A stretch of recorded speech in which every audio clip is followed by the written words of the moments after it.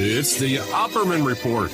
Join digital forensic investigator and PI Ed Opperman for an in-depth discussion of conspiracy theories, strategy of New World Order resistance, high-profile court cases in the news, and interviews with expert guests and authors on these topics and more.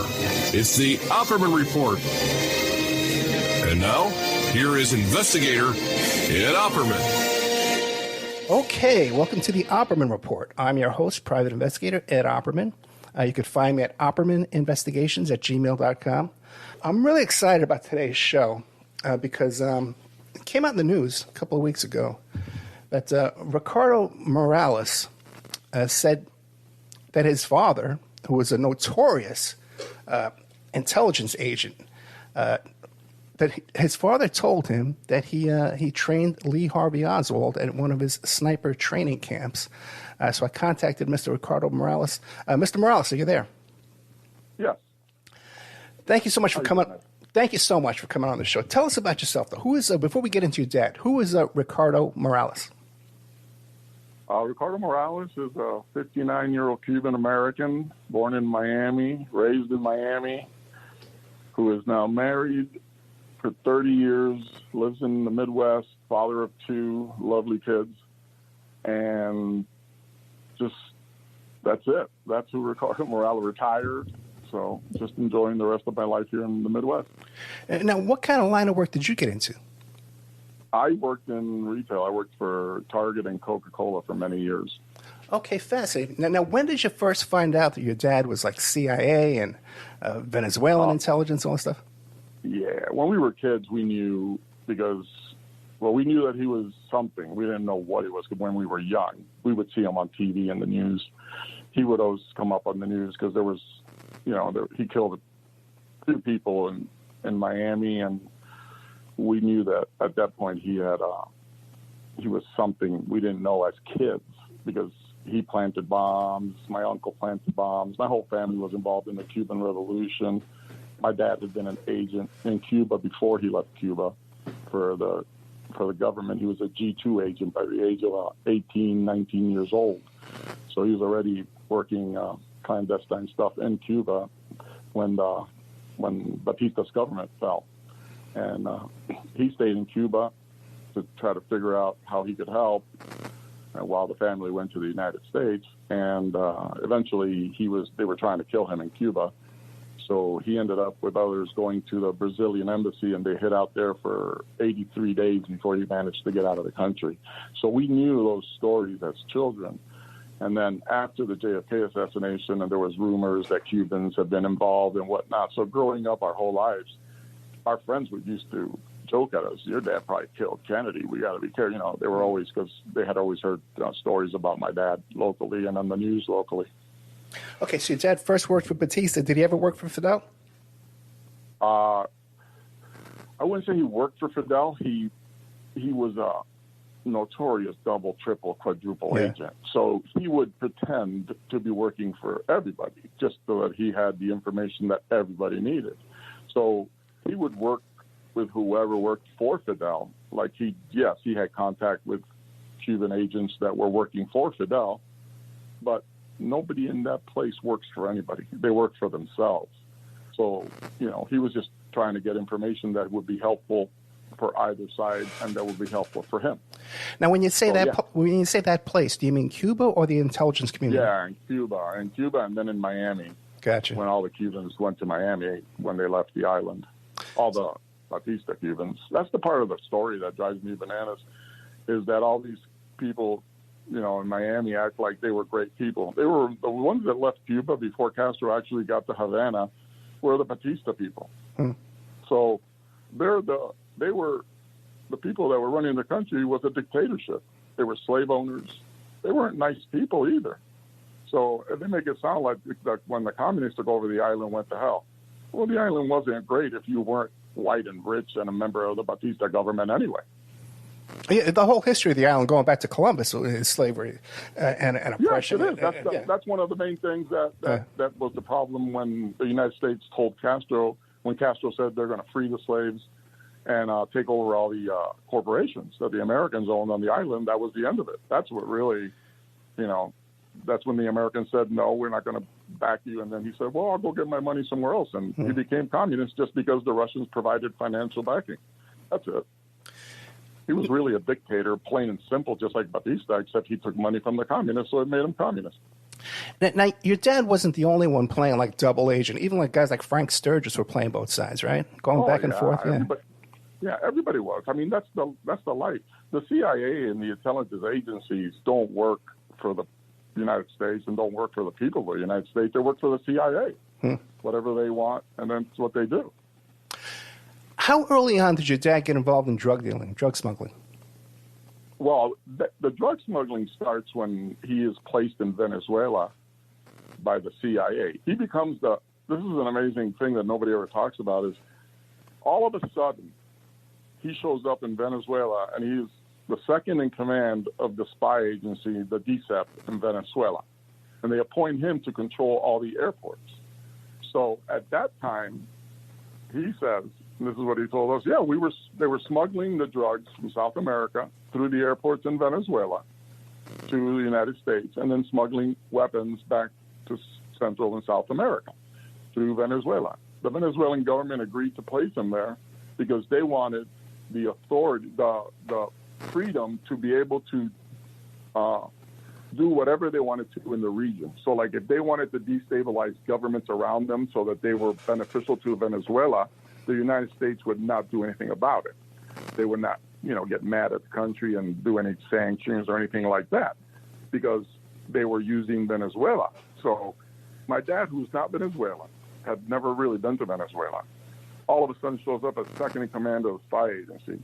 The laws have to be changed to allow, because you're supposed to be a resident of the country for at least 5 years. The guy who was in charge of the spy agency is Corrales, Luis Posada. So he's number one.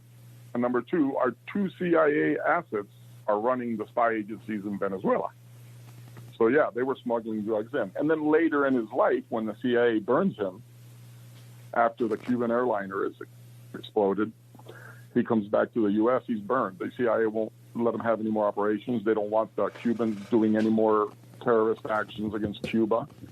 So once he gets burned, he goes to work for his friends, the Cubans in Miami, that were getting all the drugs smuggled to them, because he can do whatever he wants. And they bust him like 3 or 4 times, and he never goes to jail for anything because he's informing, he's working triple 4 sides.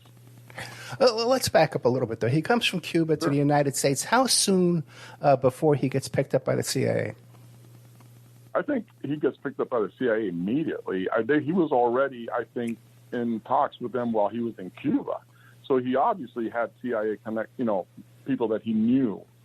So within a matter of weeks, he's working with the FBI and the locals, because there are many Cuban factions in Miami that are planning attacks and stuff like that, because they think they're going to go back to Cuba and then they're going to take over and be the new leaders.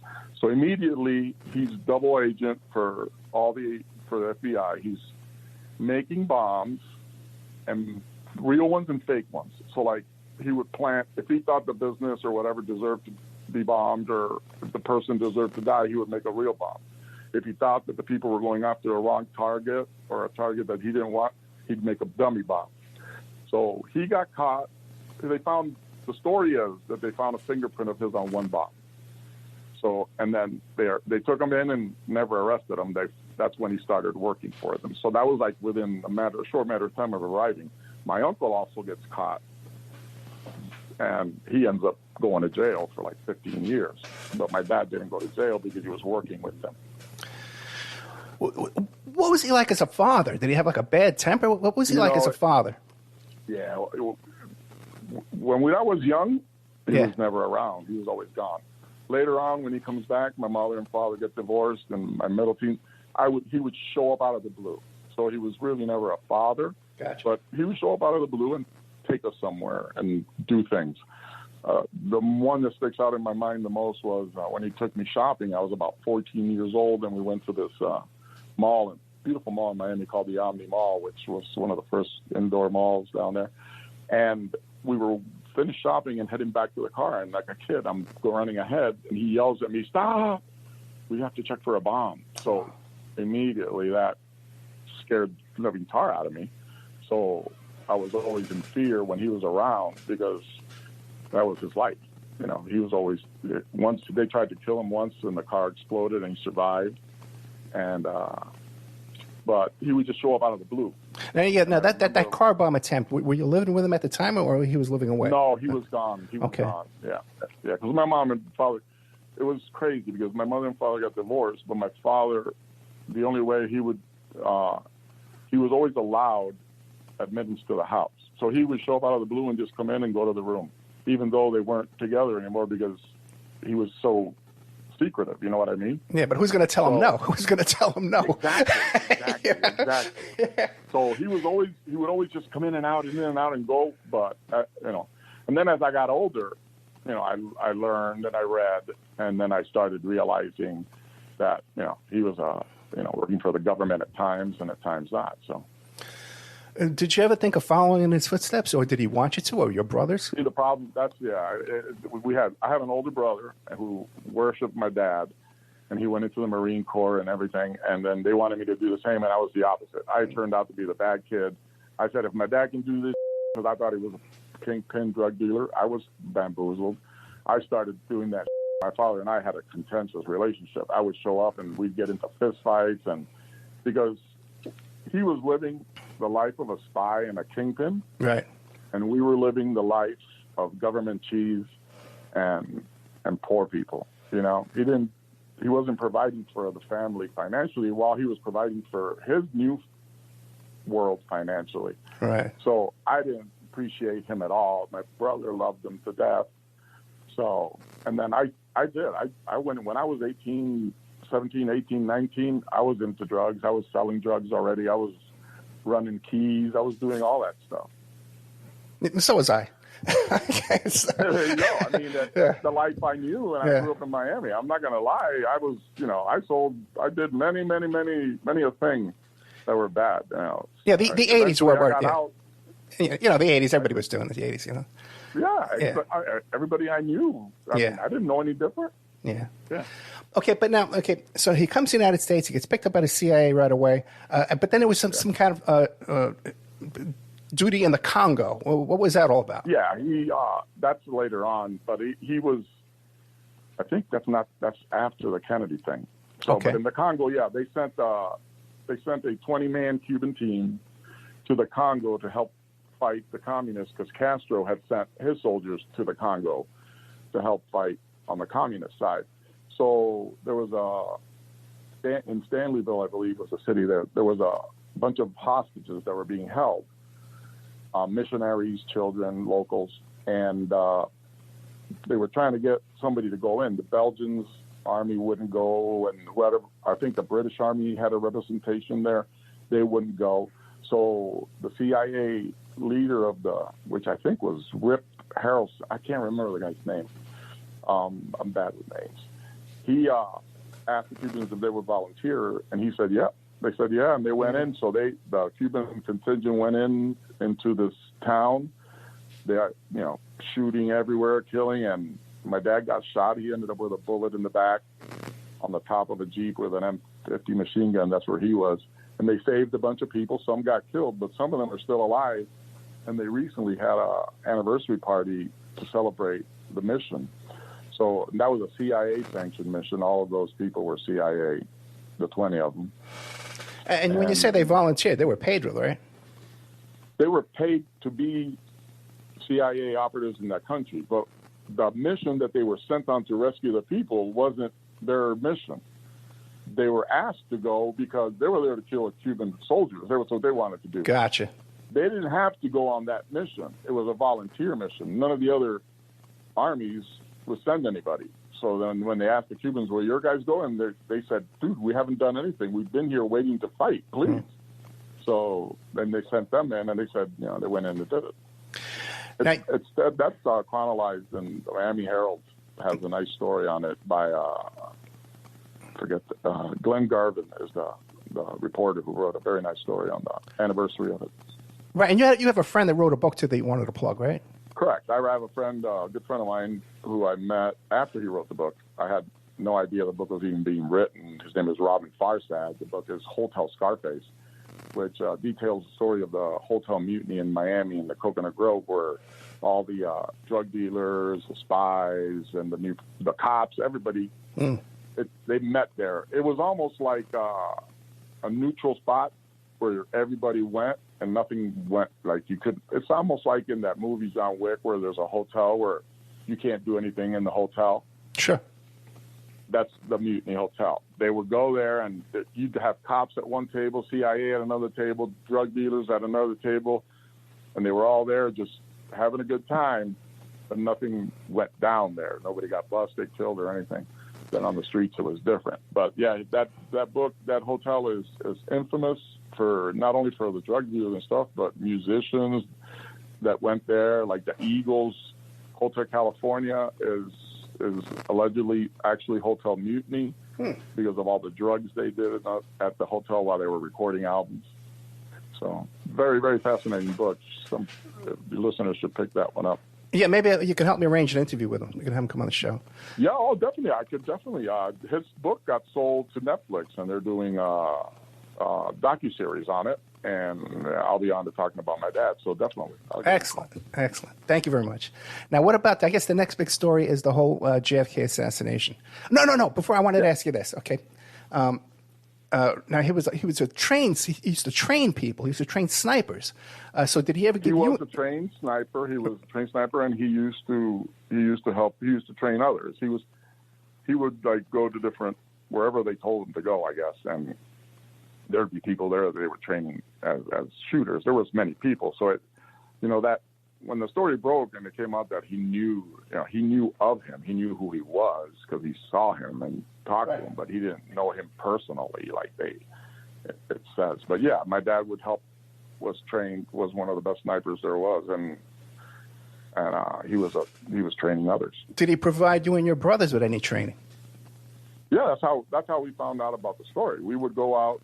He would show up and take us out to the Everglades, pop open the trunk of his Cadillac Seville, and there'd be all kinds of weapons back there, sniper rifles of all kinds and stuff. And we would go out there and we would shoot.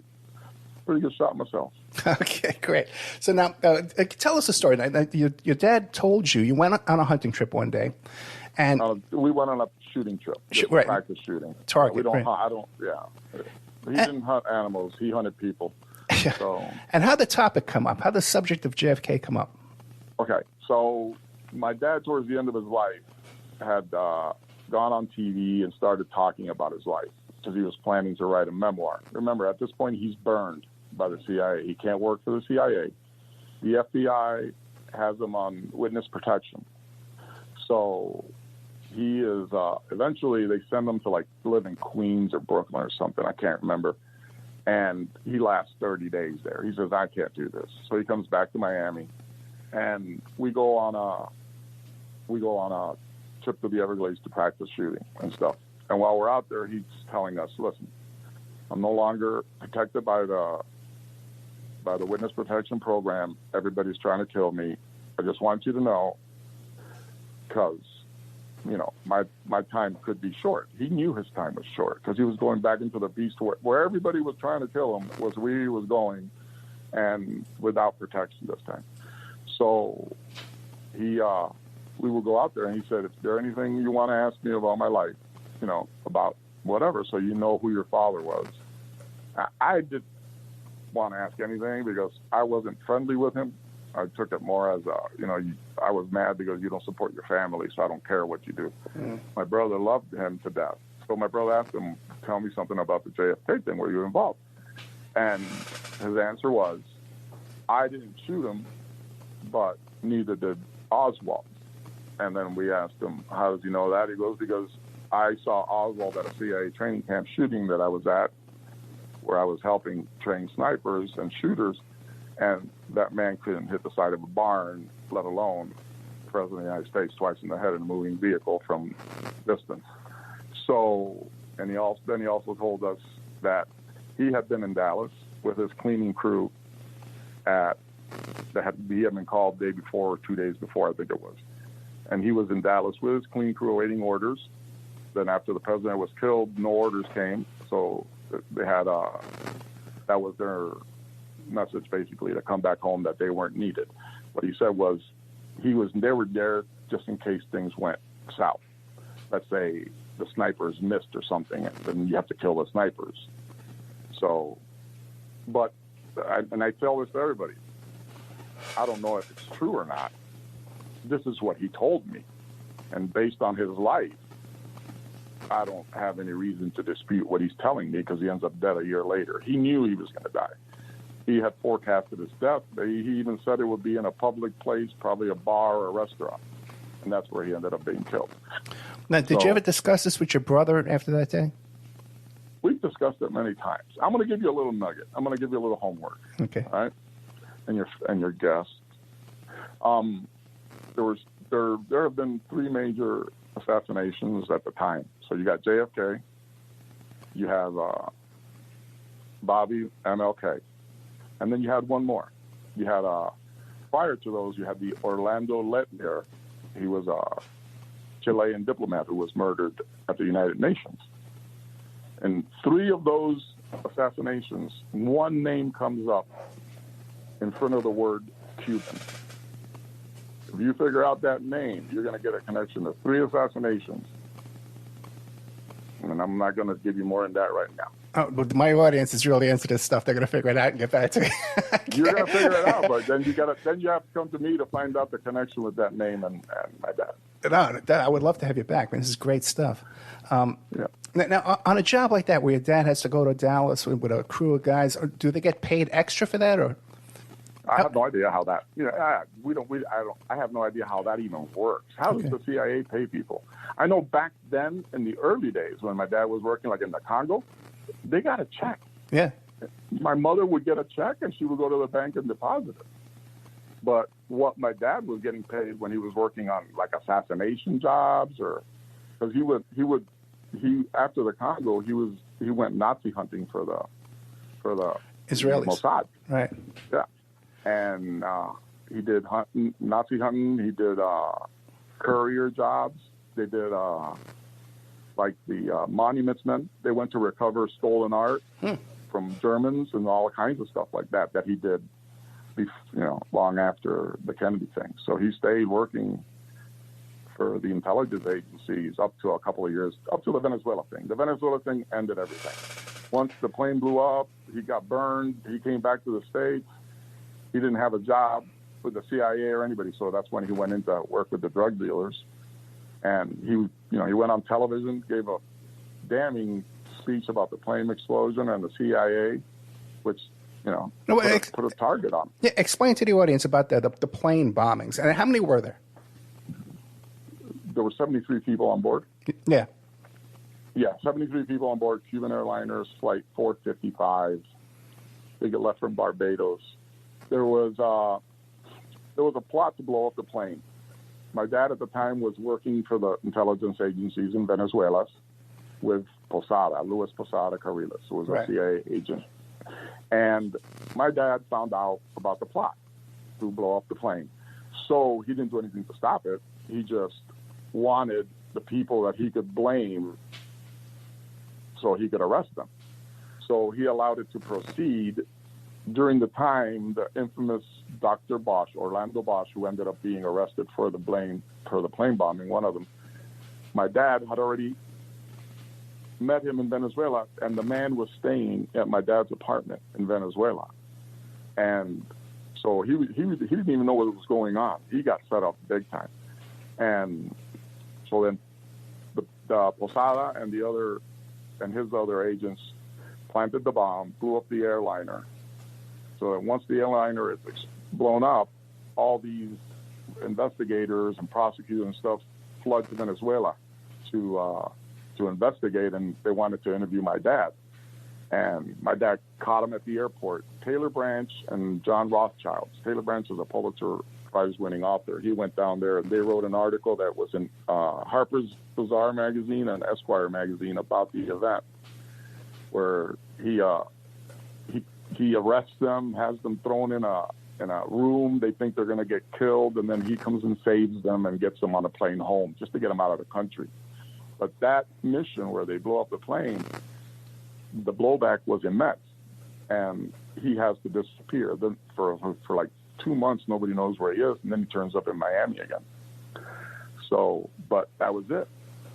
After that, the CIA said, no more. We don't need your services, because they didn't want any more terrorism events regarding Cuba. And the plane explosion was too much because there was non-combatants on board. Mm-hmm. But as my dad said in the interview on Venezuelan TV, I don't care how old they were, 73 Cuban communists died. And if they were young, they were just future communists. That's the way Cubans think, That's the way the way you think during war. People now go, that's, But when you're 20-something years old and you're battling for your country, how many times has the United States killed innocents with drone attacks and whatever? All, it's collateral damage, right? Absolutely. So it's okay for the United States to have collateral damage, but if anybody else has collateral damage, then you're a terrorist and a murderer. It's, the double standard of democracy in the free world. Well, let me ask you this. Now, you mentioned the name Luis Posada a few times, right? Yeah. When the story just broke in the news a few weeks back, they went to Posada and they says, "Hey, what do you think of this?" And he comes back and says, "Oh, no one would trust Monkey Morales. He was he was only out for himself." What do you make of that statement? Oh, I make out of that statement that my dad was out for himself, but he was with his 2 sons. There was nothing to gain there, So, like I always say, I don't know, I can't say what really happened or anything like that. I can just say what my father told his 2 sons in a personal time, at a dangerous time in his life. I don't see why he would have lied, but hey, you never know. The funny thing about the Kennedy thing in the papers and the hiding of the papers, it's ridiculous, because do you think that when my father was interrogated or investigated or whatever you want to call it about the Kennedy assassination, because there's hundreds of pages of his testimony that are part of the sealed documents, that he would actually say, yeah, I did this and I did that and I was here and I was there? Of course not. He's not going to tell anything about his job that day. So whatever they're hiding is whatever the government did, because the answers by people that they were questioning are going to be fake. They're not going to say, yeah, I'm the sniper, I killed him. I mean, come on. So what they're hiding is what their questions and answers are amongst themselves, the government agencies, and what they did. Well, especially since many times the people doing the investigating are the people involved who were responsible as well. So it's all what they're trying to hide is their own communication. Yeah, there's no help. There's no hope at this point of anything. No, and if you see, and you think that they release them now, they're the actual ones. Yeah, the actual statements. Like they haven't had time to fudge them and destroy the bad ones and make new ones. I mean, it's just so ridiculous. They make themselves look worse than it is. Because at this point, what are you hiding? We're talking today to Ricardo A. Morales, who's the son of Ricardo Monkey Morales. And Mr. Morales, our guest, has revealed just recently that his father admitted to him to training Lee Harvey Oswald as sniper training. Now, we were talking, your dad had some life, and he died young, 40s, right? 42. 42? God, Zooks, how did he squeeze all that in? Yeah, 20 years of all that stuff in 20 years, basically. So he was a different human being. When he was 14 years old, they pulled him out of school where he was going to school in Cuba, and they put him in a special government school because they noticed that he had certain abilities. Like he had I wouldn't call it photographic, but an extended eidetic memories where you can remember things for a prolonged period of time, longer than most people. So, like, for example, he could memorize 40 license plates. And this was the test that they did, his friend Lieutenant Diaz would do to him in Miami. They would ride along, and he would remember 40 plates, and then he would go back and he could name them in any order that he wanted them. So, by that, he spoke 3 languages by 18. So he went to this government school, and they made him a government agent by the age of 18. So wow, he was an amazing man from the get-go. Was he an enjoyable person, like a good sense of humor, like fun to be around, charismatic? He was a very serious man. Okay. Yeah, there was no. I never saw him joking around. He would spend his day correcting me. Gotcha. Okay, so he dies. He dies in a bar. He gets shot in a bar. Tell us what's the official story? What's the official story? The official story is that he was at this bar called Cherries. Rogers on the Green is a restaurant on Key Biscayne. The story is that they show up sometime late in the night, around midnight, to this bar, and he knows the owner. The owner and him get into an argument about something. He's leaving. Goes back into the bar to continue arguing with the guy. His girl that he's with that day is not inside at that time. He apparently is in a shoving match of some kind with Roger. That's the guy's name. And somebody comes up and shoots him in the back of the head, saying that he was going to kill Roger if they didn't stop it because my dad is an assassin. So he's a lethal weapon by himself. So on the newspaper the next day, they asked that night they asked the police officer investigating, and he said this is going to be over shortly because with all the people that wanted him dead, and the man he was, if you tell me it was a fight, they tell me it was a fight, and it's over. And they didn't really investigate or anything, so. But the situation wasn't, that simple. Right. No one was arrested, and then shortly after, the bar owner dies himself, right? Well, yeah, I'll tell you what happened there. That's a family issue. The girl that he was with is the ex-wife of Juan Sid, who was doing time in jail for drugs, which my dad had some hand in him going to jail. The owner of the club, Roger, is going to jail also because of my dad. So there's an animosity there. The woman that he's with, my dad, her first husband is killed by my dad. Her second husband is Juan Sid, the one that's doing time. So there's that connection there too. So what happens is they make a plan. I don't know who they are. I guarantee you it's Roger, Nancy, and whoever authorized it or created the plan. I can't put a name to that. They went out drinking all night. So he was kind of drunk probably, but he drank all the time. So he gets to this bar at midnight where he knows the guy there's going to be a confrontation. These people are enemies, so why would he go there in the first place? Mm-hmm. So either he was told, let's bury the hatchet, let's have a talk, come on over, because why would he go there? But those are all people that want him dead. So she instigates the fight, from what I understand, because she doesn't want to pay for her drinks because Roger is her ex-husband also. So all these people that are in this night are all people that want my dad dead. So they start a fight, an argument. All he did was shove him, and then the guy shoots him in the back of the head. My dad had a gun in his ankle holster but never went for it. So if people want to believe that it was just a bar fight, but when you have 4 people surrounding you that all want you dead and you end up dead, there's more to it than just a bar fight. So then my dad dies. They do no investigation. They do nothing. But the family is obviously very upset. Now, everybody asks me the question, why didn't you kill the killer, the guy who shot your dad? Well, that to me is an insignificant human being who got paid to do something stupid, and he did it and whatever. I don't even care who he was. I want the person that ordered the execution. So 2 years go by, and Roger ends up dead. And it's still an open case wherever they found him. We looked at it, and we went on about our business. I'm not going to tell you I wasn't happy that day. I was ecstatic. Mm-hmm.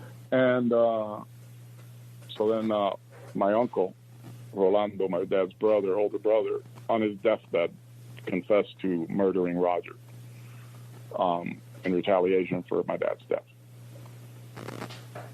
Now, your dad's attorney was killed too, shortly before he was killed? Shortly before his death, he was killed in some type of shootout and they never caught the people. One of my dad's, team members, whatever you want to call it, the clean team or whatever, that worked with him and everything, disappeared on a boating trip. The boat exploded. His body was never found. He could be alive. Nobody knows. That was one of the Villaverde brothers. And he disappeared. So nobody really left from his crew. There's nobody alive. Yeah. And then that was shortly before my dad's death. Right. Now, your dad would go to this thing to confront this guy with no backup? See, that's the thing. He was always protected because he was in witness protection. Right. Now the protection was gone. Why would he go in there unless he was told, or there was, I don't understand. I don't know. I don't know how the situation was put it, but why would you go there? Unless, A, you're planning to kill a guy in a shootout. And if that was the case, my dad would have just walked in and blown his head off. Right. He wouldn't have sat there drinking with him. He wouldn't have sat there arguing with him. He wouldn't have stood up and pushed them around. You know what I mean? It just makes no sense. That alone creates enough probable cause for you to think, what the hell happened here? Why is everybody that's around him that night and moving him along and whatever, it's all people who want him dead. And he ends up dead. Well, what did your uncle think happened then? Okay, go ahead. Yeah, I just want to say one more. Yeah. The girl he was with was at the hospital when we went, and we spent the night before we pulled the plug on my dad. And I asked her for an hour what happened, and she refused to tell me. And then I walked to her car as she was leaving, and all she told me was, I'm sorry, bye. And she got in her car and left. So her statement changed a couple of times also. So the fact that they didn't investigate is the problem, because they would have realized it. But they didn't want to, because a lot of things would have came up. And how old were you? I was 18. Between 18 and 19. Yeah, okay. It was the same year that he told us. I mean, I was 17 to 18 when we had those trips and shooting trips, and he knew he was going to get killed. He had no protection anymore. If you want to kill somebody, you're going to kill him. It doesn't matter. I don't believe, James Bond ain't real, dude. You can walk up to anybody and kill him. But That's even not hard to do. Even with all his problems, he's informing on people. He has no friends. Yeah. But he had no loyal guys to loyal to. At that point, no. No. I don't think there was maybe a couple. There were a couple. His brother was very loyal. Right, to him, got the uncle. He had a couple of friends that were loyal, but you can't spend the whole day together. Yeah. You know what I mean? So. No, yeah. but I'm saying if it was a prearranged confrontation, he would have brought backup with him. Exactly. Right. Oh yeah. That's the whole point. It's like he went a bunch of places, but then ended up there. For some reason, ended up there, knowing what was going to happen there. What could possibly happen there. So, but he wasn't afraid of Roger. Roger's had never killed anybody. And obviously he wouldn't. He hired somebody else. Right. So, it was just an easy setup. The guy's got no protection right now. Let's get him drunk, go out to a couple of bars, tell him to come over so we can bury the hatchet or whatever. Let's have a conversation. Maybe I can talk him out of testifying. And next thing you know, he says something to him. They said that he called him a homo. Yeah. They said that he didn't pay for the drinks. They said that she didn't pay for the drinks. It was just stupid stuff. Well, if you don't want a guy to testify against it, you don't send him a bill for his drinks. You know what I mean? You send him free drinks. Exactly. If you want to get him into a little argument and a fight with you so your guy can kill him in self-defense, that's a different story. What does your uncle think happened? What does your uncle think happened? Oh, my uncle thinks that they killed him, just like we do. The whole family knows that happened for that reason. Plain and simple. Too many people wanted him dead there, and they got him. And this was all stuff over drug cases. This was all over drug cases. Okay. Yeah, because he was working with the DEA, FBI, Miami police, everybody. Amazing. This guy could do all this stuff, and he gets taken down by the drug industry, Yeah, and imagine and this is the thing, okay, so everybody's like, oh, yeah, whatever. The man is known to have murdered many people. Yeah. Killed many people. Blown up an airliner they accused him of. He admits to it, and he never goes to jail. Every time he got arrested for anything, he'd be in there, and poof, later on he'd be walking the streets again. Why? Because of everything he knew from his whole life. He had a get-out-of-jail card that was pristine. Okay, now I read in some articles that then you and your family all, for fear of your life, you guys thought there was problems going to come? Well, yeah, after Roger gets killed, we're thinking, we didn't know who had done it either because our uncle didn't tell us. Right. At least he didn't tell me. I don't know if he told my brother. My brother seemed to know before I did for some reason, so maybe he did know. But we all feared for our lives. I was still dealing drugs at the time, so I was like, forget it, dude. I'm a cowboy.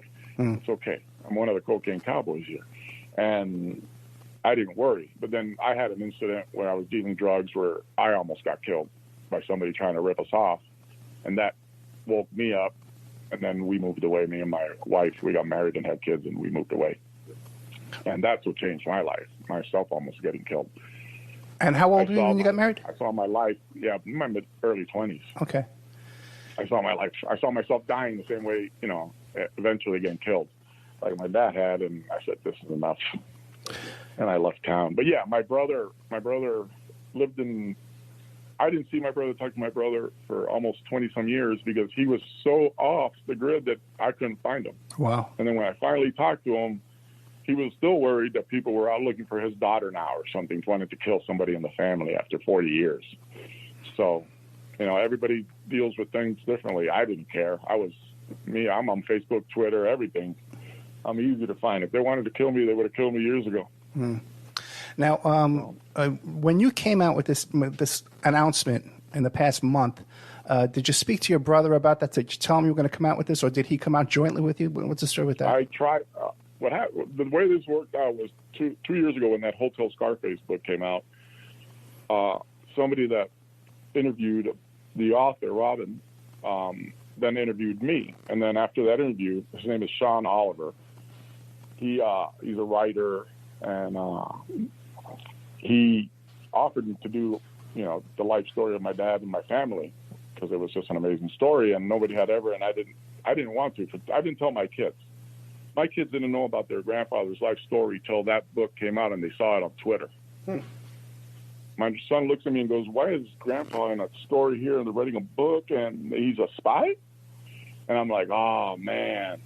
So then I had to tell my kids the story, and that's how they found out. And then that snowballed, and then that guy approached me. We made a deal. So we spent a year writing my dad's life story and our family's life story from my point of view to try to get it maybe done into a TV series.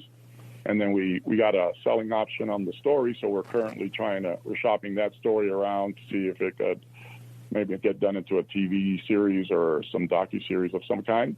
Sean Oliver and I spent a year writing it. The guy's an amazing guy, an amazing writer, and now he's a very, very good friend of mine. And that's where we are on the story. And that's it right there, a nutshell. And that's how this all came about and came out. The reason I wasn't going to tell this what my dad had told me until the show came out. But when they refused to release the papers, the Kennedy papers again, I had a conversation with Fernand Amandi, who is a MSNBC contributor, friend, and he invited me to go on a Cuban radio station to talk about the subject, and I just couldn't take it anymore, and I spilled my guts. And that's how it came out. My family was mad at me. They're like, all the shit you're going to get now, who knows if anybody wants to hurt us. And I'm like, come on, guys. This is ridiculous. So, but I wasn't even planning on telling that story. I was just supposed to come out with a TV show, but I couldn't hold on anymore, man. Okay, so now you come out with this story. Now, has anybody from the government investigating? Nothing. Nothing. Because they already know the answer. They know the answer. Forget that. They're like, whatever, dude. Yeah. Whatever. So no one in any official capacity says, "Hey, well, here we have a witness, the second-hand witness. It's hearsay witness, but he's a witness." There's nothing. That's hearsay. Yeah, that's nothing. There's nothing. They know more than I do. Are you kidding me? Now, what about especially if it's 100% correct? You know what I mean? Now, definitely not going to come out. We only got a couple of minutes left. What about the JFK community, the JFK research community? Have they come out? How are they landing on all this? Do they believe it? Do they think it's? I've read some responses that say, it could be possible that the story's true, and others, it's just lies. And there's nothing I can do. You know what I mean? It's like, I'm just telling what my dad told me. Did he lie to me and my brother? I have no idea whatsoever. But is it something that is very, very, very plausible? Hell yeah. Yeah. I mean, there's no way that you can't look at this and go, it's plausible, because it is. I mean, the story of what he told me is true. I don't know about the rest. Yeah, and the thing is, today with the JFK community, well, it has to be fake, because look at this picture. There's a shadow over here. Oh, you know what I mean? Yeah. It's just kind of so ridiculous. Now it's crazy stuff. Yeah. No, I did get a call from some news aid.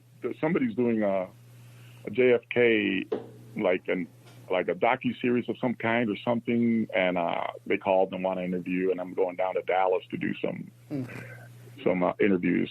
So yeah, people are starting to reach out and stuff, but like I tell everybody, all I can tell you is what he said. It was a couple of conversations, and I can just say, based on his life, I can tell you, I believe him what he told me. I believe it based on his life. Yeah, and it's only a small part of the story anyway. This is a fascinating story. Yeah, it is. I mean, he didn't do anything. He went there as a cleaning team. Yeah, he saw Harvey Oswald at training camp. Harvey Oswald was seen at a lot of places. That's the part of the story that the CIA wanted him physically seen at places because they were creating the Patsy story. Absolutely. So, he's seen in Mexico, at the Cuban embassy, at the Moscow embassy. He's seen here. He's seen there. He's seen everywhere. My God, but the man is seen everywhere, but he's never being watched before he kills the president? Come on, man. We're out of time. We got about 30 seconds. I know, man. I tell you, you can come back anytime you want, man. This is great stuff. I should do some researching and bring it back. No, but let me ask you a question now. What do you want to leave us with before you go? Well, no, I want people to understand I'm just trying to tell you what my dad told me. Right. My old man was a very, very complicated human being and did a lot of very bad things. Did a lot of bad things for good reasons also. But I have no reason to think that what he told us at the time was a lie based on what he was saying, because everything he said turned out to be true. I'm going to be killed soon. Mm-hmm. He was. This is what I've done. All the things that he told us were true. He's never lied to me. I've never been able to go back and say, oh, that's something he said. So take it as it is, and you got to make your own decisions in life, what you believe and don't. So. Ricardo Morales, thank you so much. I really appreciate it. And that book you were talking about that your friend wrote, what was that book again? Hotel Scarface, Robin Farzad. Hotel Scarface. Must read if you want to know about Miami, spying, drug deals, who ran that town in the 70s and early 80s. Ricardo Morales, thank you so much. Good night. All right, good night.